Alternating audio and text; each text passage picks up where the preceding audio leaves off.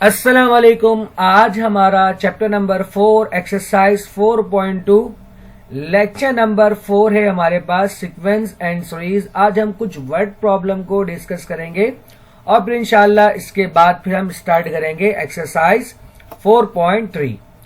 तो पहला सवाल है हमारे पास, an object falling from rest falls 12 metre during the first second, यानी कि फर्स्ट सेकेंड में जो डिस्टेंस वो कवर कर रहा है वो कितना कर रहा है, 12 मीटर। ठीक है, जैसे कि यहां पर आपको गिवन है। उसके बाद कह रहा है कि 24 metre during the next second, यानी कि उसके अगले सेकेंड में, यानी कि सेकेंड में जो डिस्टेंस वो कवर कर रहा है वो कितना कर रहा है, 24 मीटर। उसके बाद कह रहा है 36 metre during the third second. ठीक है, एंड सो ऑन। आगे कह रहा है find how much will it fall during the 8 second, यानी कि फर्स्ट सेकेंड में 12 मीटर, सेकेंड में 24 मीटर, थर्ड सेकेंड में हमारे पास कितना हो गया, 36 मीटर। तो आपसे पूछ रहा है कि बताओ कि 8वें सेकेंड में वो कितना डिस्टेंस कवर करेगा। ठीक है, तो सबसे पहले इसको बनाते हैं सॉल्यूशन। फर्स्ट सेकेंड में हमारे पास कितने मीटर है, 12 मीटर। सेकेंड में हमारे पास कितना है, 24 मीटर। और थर्ड सेकेंड में हमारे पास कितना है, 36 मीटर। अगर हम इस पैटर्न को देखें, पहला हमारे पास 12 है, उसके बाद 24 है और उसके बाद 36 है, तो ये फॉर्म कर रहा है एपी की तरह। ठीक है, क्योंकि 12 में जब आप 12 ऐड करोगे तो कितना बनेगा, 24 में जब 12 ऐड करोगे तो कितना बनेगा, 36। इसका मतलब कि इसके अंदर डिफरेंस सेम आएगा, और अगर डिफरेंस सेम आएगा तो ये हमारा क्या होगा, एपी होगा। तो फर्स्ट टर्म को हम यहाँ पर क्या कहते हैं, ए।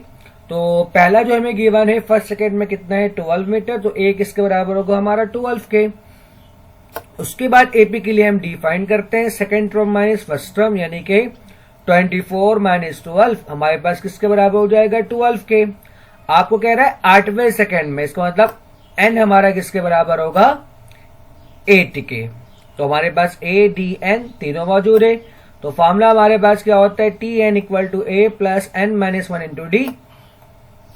वैल्यूज को सब्स्टिट्यूट कर दो और सिंप्लीफाई करने के बाद आपके पास जो आंसर बनेगा वो कितना बनेगा, 96 मीटर। नेक्स्ट क्वेश्चन हमारे पास है, a man deposit ₹13,000 in a bank in the first month, ₹14,500 in the second month and ₹16,000 in third month। यानी कि फर्स्ट मंथ में वो जो डिपॉजिट कर रहा है वो कितना डिपॉजिट कर रहा है, 13,000 डन। और सेकेंड मंथ में वो जो डिपॉजिट कर रहा है वो कितना, 14,500 देन 16,000।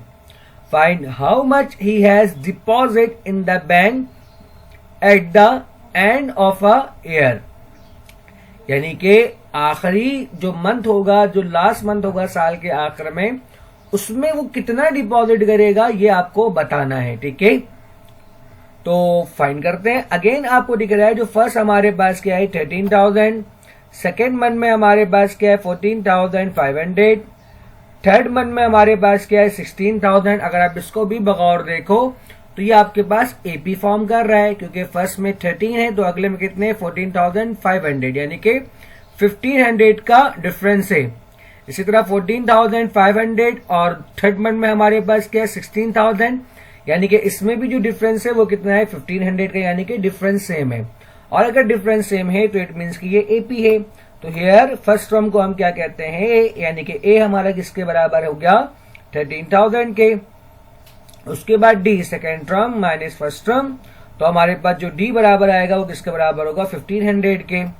एन हमारे पास किसके बराबर होगा, 12 के। आप जानते हो एक साल में कितने मंथ होते हैं, 12 मंथ होते हैं। ठीक है, तो ये फर्स्ट से स्टार्ट हो रहा है, तो आखिरी मंथ कौन सा होगा हमारे पास, 12। तो इसलिए हमने यहां पर क्या लिया, एन इक्वल टू 12। तो टी एन का formula A plus N minus 1 into D. Values को सब्स्टिट्यूट कर दें, तो सब्स्टिट्यूट करने के बाद सिंप्लीफाई करें, यानी कि 12 माइनस 1 11 11 मल्टीप्लाई 1500 होता है 16,500, उसको आप 13,000 से ऐड कर दें तो आपके पास फाइनली जो आंसर बनेगा 29,500। आज का लास्ट क्वेश्चन हमारे पास, a boy save ₹200 at the end of the first week, यानी कि फर्स्ट वीक के आखिर में वो जो लड़का है वो कितना पैसा सेव करेगा, 200, ठीक है, and goes on increasing his saving for 25 weekly, यानी कि अगले मंथ में फर्स्ट वीक के बाद उसने कितना सेव कर लिया, 200।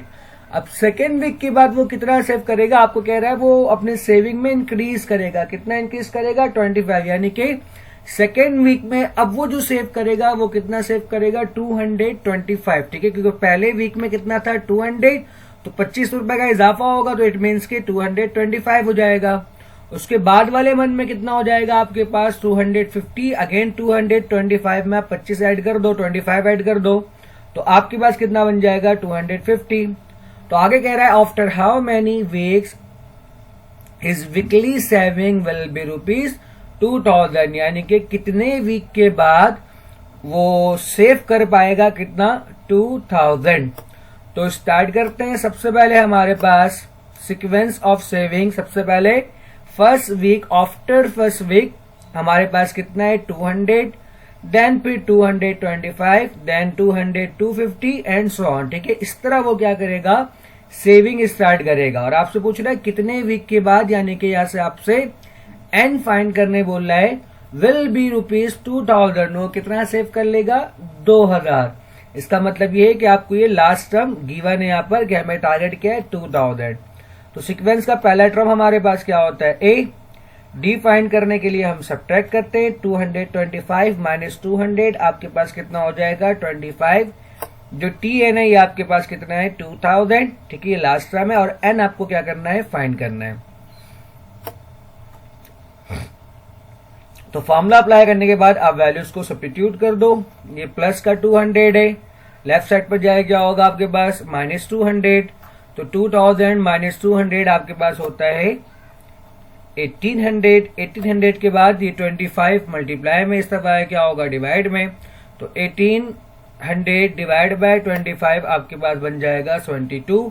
ये माइनस का 1, उस तरफ जाएगा क्या बनेगा, प्लस का 1, तो ये कितना हो जाएगा, n इक्वल टू 72 प्लस 1, और 72 प्लस 1 आपके पास कितना हो जाएगा, 73। तो इस तरह हम कह सकते हैं कि 73 वीक के बाद वो कितना सेव कर लेगा, 2000। तो उम्मीद करता हूं आज का लेक्चर आपको समझ में आया होगा। वीडियो देखने के लिए शुक्रिया, अल्लाह हाफिज।